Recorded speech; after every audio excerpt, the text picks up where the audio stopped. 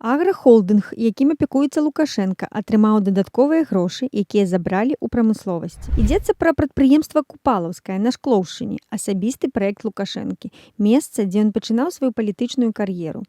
Гадамі туды льецца дзяржаўная падтрымка. Сёлета 3,5 мільёна рублёў з інвестыцыйнага фонду Міністэрства прамысловасці.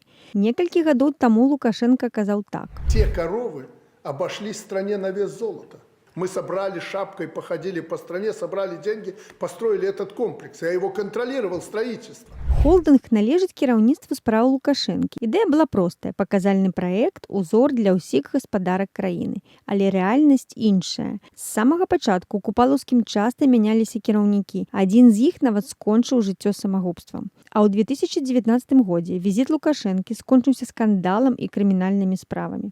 Замест сучаснай мадэльнай гаспадаркі ён убачыў брудных і хворых кароў, а на мэх двары паламаную тэхніку і горы абсталявання, якое ніколі не выкарыстоўвалі. Посмотри на эту скотину. Она же вся обосранная. Вы что, больные?